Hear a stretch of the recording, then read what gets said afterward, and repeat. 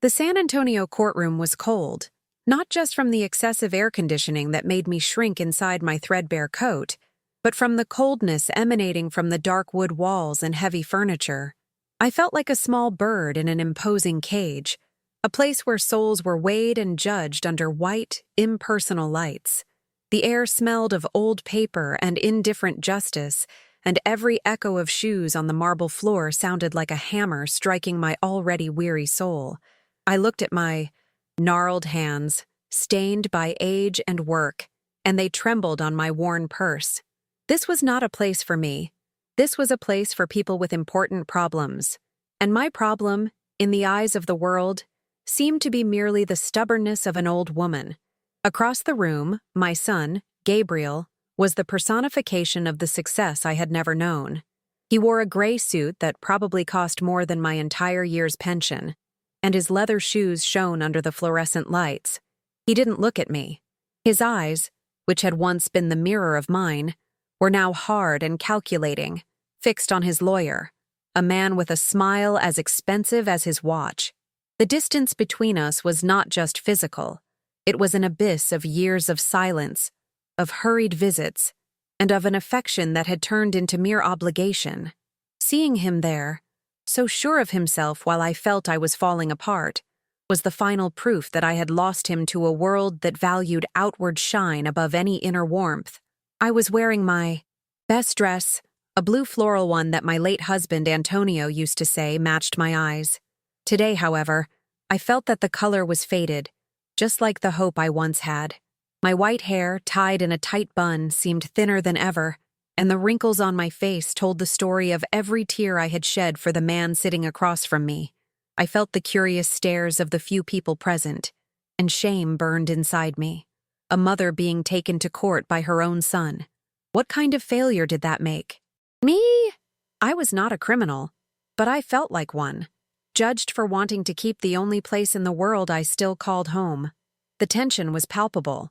A heavy silence that filled the spaces between the murmurs of Gabriel's lawyer and my own racing heartbeat. I could feel the weight of our family's history in that room. Every sacrifice, every sleepless night, every dream Antonio and I had to give Gabriel a better life. And there was the result. A prosperous son and a destitute mother, fighting for the wreckage of a life built with love. The contrast between his prosperity and my vulnerability was a cruel spectacle, a theatrical play in which I was the reluctant villain, clinging to bricks and mortar while he spoke of progress and care. The judge, a man with graying hair and a stern face, cleared his throat, and the sound echoed like thunder. He shuffled through some papers, his expression unreadable, before looking up and fixing his eyes on my son. "Mr. Ramirez," his voice was deep and resonated with authority. "Can you explain to this court the urgency in selling your mother's property?" My heart stopped for a moment. The question hung in the air, and I held my breath, knowing that Gabriel's answer would be the final dagger. He composed himself, adjusting his tie, and I closed my eyes, praying for a strength I no longer felt I possessed. Gabriel stood up with a rehearsed calm, like an actor taking the stage for his great monologue. He turned to the judge, but his gaze swept past me, a calculated gesture to show everyone his supposed concern. His voice, when he spoke, was smooth, laden with a false emotion that turned my stomach. "Your Honor, I love my mother more than anything," he began, and the lie sounded so loud in my ears I was surprised no one else in the room flinched. "It is precisely because of that love that I am here. She is no longer fit to live alone, to take care of a house that is deteriorating." Then he turned to me. His cold eyes tried to feign tears, and he extended a hand in my direction, a gesture empty of any warmth. "I am begging you, Mother, in front of everyone, sell the house. Let me take care of you, put you in a proper place, a safe place where I know you'll be okay." The words were sugar-coated poison. A proper place. He meant a nursing home. He wanted to erase me, to hide me away, so he could sell the memories of my life to finance his next big investment. The humiliation was total, a public blow that left me breathless, exposing my fragility to the world as proof of my incompetence. The tears I had been holding back rolled hot and silent down my wrinkled face. I shrank into the hard wooden chair, wishing I could disappear, become as invisible as he made me feel. Every word of his was a shovelful of dirt on the coffin of my hopes. I was a burden, an obstacle, a problem to be solved. The woman who taught him to walk, to talk, to dream, was now reduced to a stubborn footnote in his ambitious plans. The silence that followed his performance was deafening, and I felt the weight of all eyes on me, waiting for me to give in, to finally accept my fate as a troublesome old age. This was rock bottom, the moment when the strength that had sustained me for 76 years finally gave out. In that instant, I believed him. I believed I was a problem. But if you are moved by the beginning of my journey and believe that even in the darkest moments a light can emerge, how about subscribing to the channel and commenting on which city you're watching from? Your company on this journey means the world to me, and together we can discover what comes next. However, something unexpected happened. The judge did not seem moved. His eyes, which I feared would be as cold as Gabriel's, observed the scene with penetrating attention. He looked at my son, at his savior-like posture, and then at me, at my silent tears and trembling hands. He did not see a senile old woman. He saw a woman in pain. The silence stretched on, and, for the first time, it wasn't an oppressive silence, but a silence of evaluation, of someone seeing beyond appearances. I saw a spark of something that wasn't pity, but perhaps understanding, in his gaze. He then turned completely in his chair, ignoring my son as if he were no longer there. His voice, when he spoke again, was no longer just for the court. It was for me.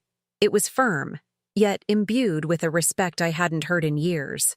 "Mrs. Ramirez," he said, and the simple use of my name made me lift my head.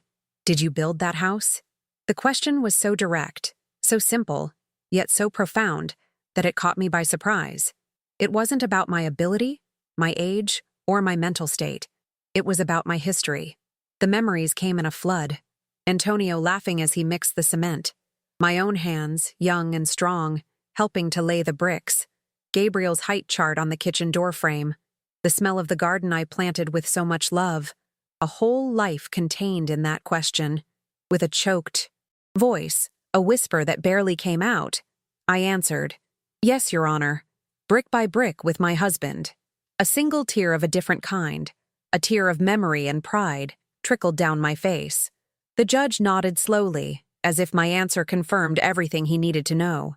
He then turned to Gabriel, and the gentleness in his voice vanished, replaced by a cutting steel. The air in the room grew even colder.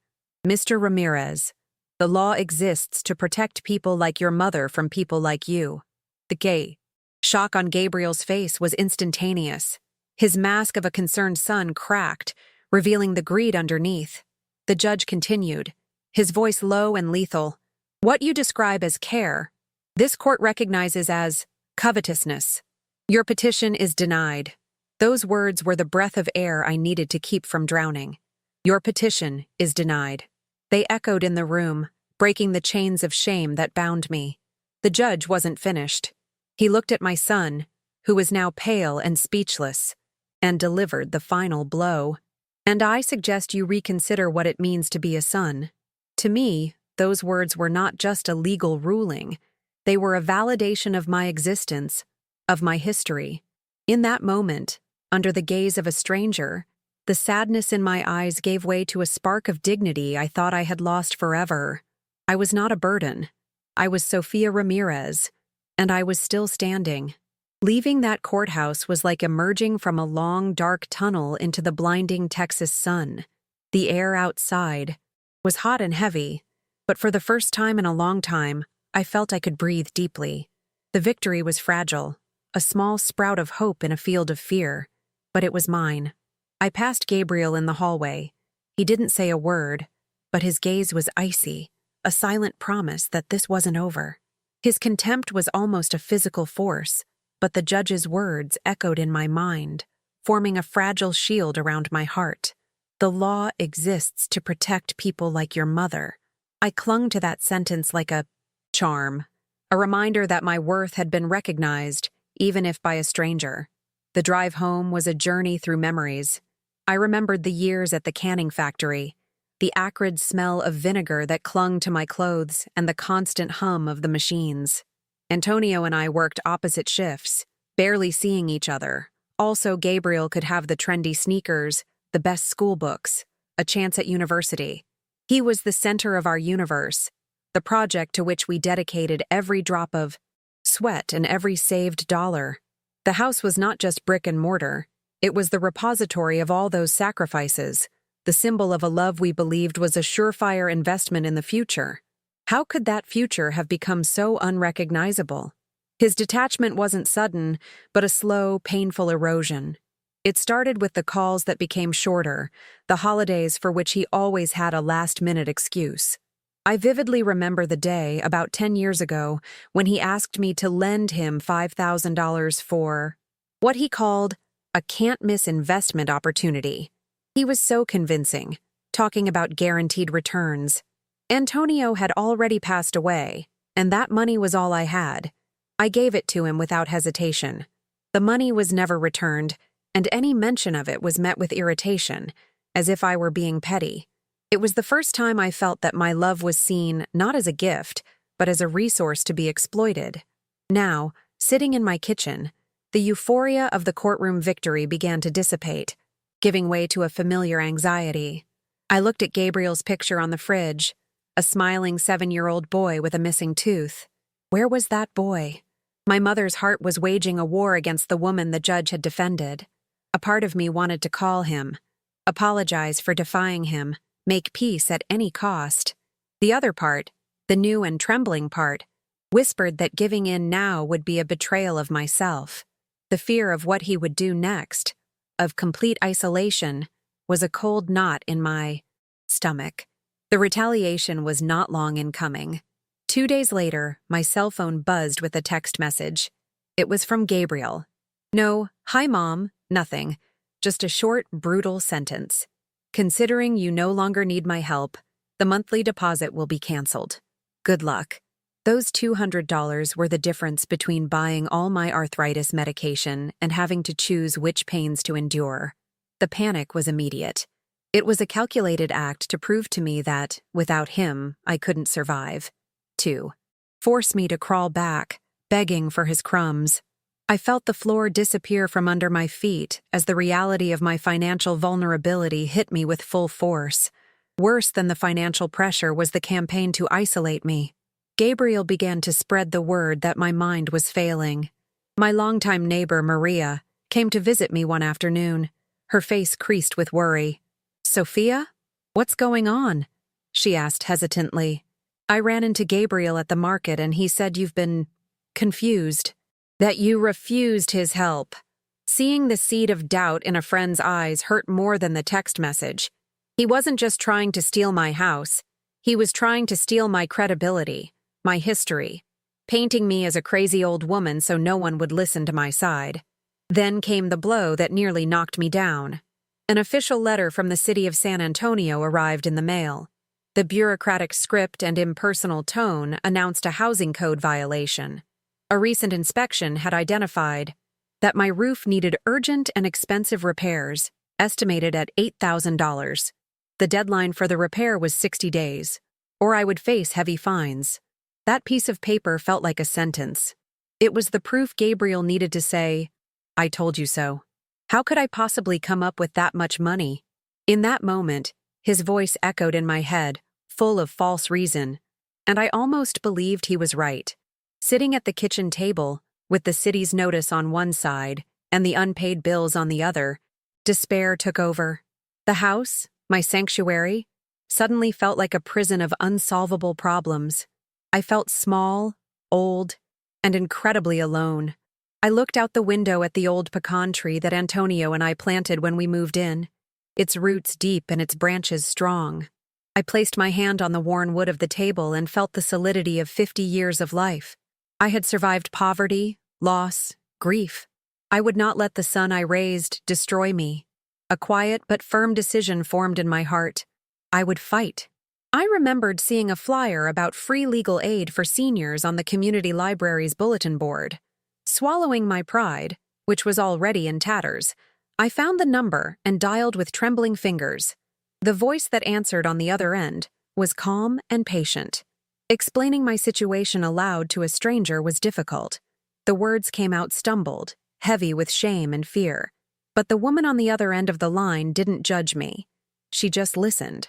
And at the end, she said the words I needed to hear. "You are not alone in this, Mrs. Ramirez.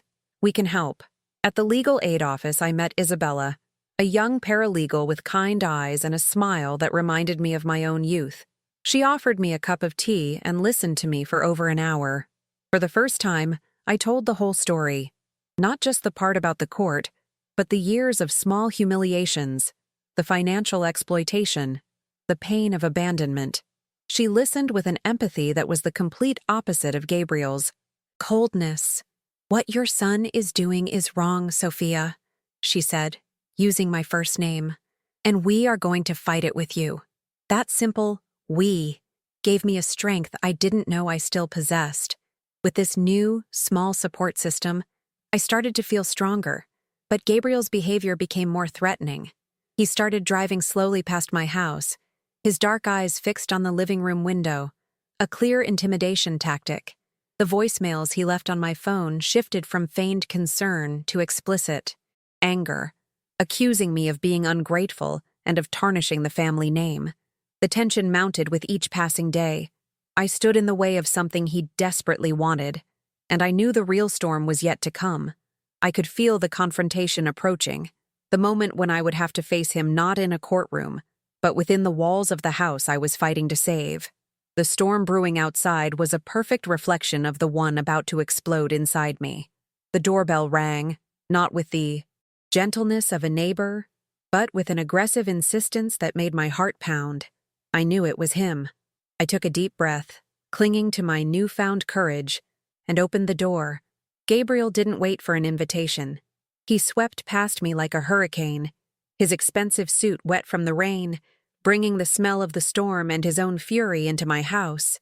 In his hands, he held a leather briefcase, and his face was a mask of restrained rage. The sense of violation was immediate. My home, my only safe refuge, had been invaded. He marched to my small kitchen and threw the briefcase on the table with a dull thud that echoed in the tense silence. Papers spilled out, full of clauses and fine print that would seal my fate. "Enough games, Mother," he said, his voice low and laden with threat. He took a pen from his jacket pocket and pointed it at the papers as if it were a weapon. They were sales contracts, powers of attorney, documents that would hand him total control. He began to list my supposed failings, using the city's notice as his primary evidence. "You can't even take care of a roof. How do you expect to take care of yourself? I'm doing this for your own good." In the past, I would have backed down. I would have cried, begged, or simply given in to the weight of his authority. But something had changed within me. The conversations with Isabella, the validation from the judge, all of it had built a new backbone, still fragile, but made of steel. Instead of shrinking, I stood my ground, silent, on the other side of the table. The fear was still there, a low hum in my ears, but for the first time, it was accompanied by a wave of righteous anger. My house, my life, my worth. My silence seemed to infuriate him more than any argument. It was a wall his words couldn't break down. My lack of reaction disarmed him, and his anger overflowed. He rounded the table and followed me into the small living room as I slowly backed away. His voice rose, echoing with distorted accusations. "I gave you money for years. I tried to put you in a decent place. And how do you thank me? By humiliating me in court, treating me like a criminal in front of everyone." He cornered me near the wall, next to the door frame where the faded pencil mark still recorded his height on every childhood birthday. He was so close I could see the tiny veins in his bloodshot eyes. It was then that I found my voice. It came out shaky at first, but gained strength with every word. I pointed to the marks on the wall. "This house has the height marks your father made every year on your birthday, Gabriel. It still has the smell of the stew he loved so much on Sundays. My voice wasn't accusatory. It was a lament. I was no longer fighting for a property. I was fighting for the memories he was so desperate to sell along with the bricks. Every crack in this wall tells a story you were part of, a story you want to erase. I looked him straight in the eye, searching beneath that real estate investor facade for the boy I once held in my arms. "You don't want to put me in a safe place, Gabriel," I continued, and the truth of those words gave them an undeniable weight. "You want to erase the memories that prove you once had a heart. You want to demolish the only proof that you were once loved in a way your money can never buy." For a fleeting instant, his mask wavered. I saw a flash of something in his eyes, shock, maybe even shame, before the coldness returned with full force.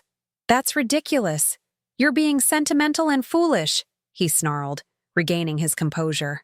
The truth had hit him, and he batted it away with anger.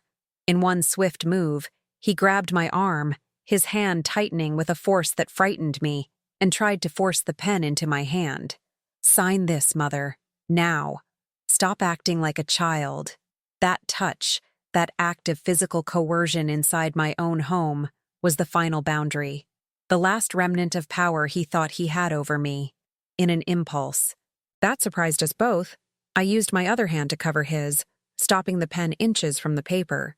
My hand, old and arthritic, held his, young and strong, with an unexpected firmness. Our eyes met, and for the first time, he didn't see fear in mine. He saw resolve. "No," I said, and my voice didn't tremble. It was the most powerful word I had ever spoken. "My worth is not in this house. It is in me, and you can't take that away anymore." The shock on his face was absolute. He let go of my arm as if he'd been zapped. He had been defeated not by a judge or a lawyer, but by the woman he had tried to erase, who finally refused to be invisible. Are you enjoying this story? Leave a like and subscribe to the channel. Now we continue with the video. Gabriel stood for a moment, disbelief stamped on his face, as if he didn't recognize the woman in front of him. Without another word, he turned, grabbed his briefcase, and left, slamming the door with a force that made the windows rattle. I heard the sound of his car screeching on the wet asphalt, and then silence. I was left alone in the quiet of my kitchen, my heart still pounding, my hands trembling. I looked at the papers he had left behind, the proof of his greed. With a calmness that surprised me, I picked up the sales contract, that document that represented the nullification of my life, and tore it in half, then into quarters, then into tiny pieces that fell onto the table like a blizzard of freedom. The next day, I felt an energy I hadn't had in years. I went straight to the legal aid office and told Isabella everything. Upon hearing about the trespassing and coercion, her gentle face hardened. She acted quickly, and that same afternoon, she helped me get a restraining order against Gabriel. It was a painful but necessary step, a definitive legal line drawn in the sand. At the same time, I made another decision. I sought out my neighbor, Maria, and told her the whole truth, without omitting the shameful details. Her tears of regret for having doubted me were the first balm on the wounds Gabriel's smear campaign had caused. The seed of truth had been planted. The news spread through our street, not as gossip, but as a call to action. Moved by a sense of community I thought had vanished, my neighbors rallied. Maria organized a bake sale in her garage to raise funds for Sophia's roof. A retired carpenter who lived down the street offered his labor for free, asking only for the cost of materials. Families, to whom I had barely said good morning, knocked on my door with plates of food and offers of help. In a few weeks, the community raised the necessary $8,000. My roof was repaired not with the dirty money of greed, but with the wealth of human kindness. They became the family I had lost. With my house safe and my heart mended by the affection of my community, a new life began to bloom. Literally. I started spending hours in my garden, feeling the earth in my hands, cultivating life where before there had only been the weeds of neglect. The neighborhood children, curious, began to approach, and I taught them how to plant tomatoes, how to tell the smell of basil from mint. My backyard, once a symbol of abandonment, transformed into a community garden, a place of laughter, learning, and connection. I was no longer the lonely old lady. I was Sophia, the guardian of the garden, and I found a purpose that no money could buy. Today, I am no longer invisible. My house, once a place of bittersweet memories, is now full of new life. The sound of children playing in the garden, and friends who come over for coffee. I discovered that my worth was never in the price of the land my house was built on, but in my capacity to love, to resist, and to rebuild. My philosophy now is simple. Dignity is the one property no one can take from us, and a true home is not made of walls, but of bonds of respect and affection. The most powerful force in the world is not greed, but human connection. Have you ever performed a gesture of kindness that changed a life? Leave a little heart if you believe that love is more powerful than any wealth. Subscribe for more stories of second chances. Comment, "Love is priceless," if you also believe in human kindness.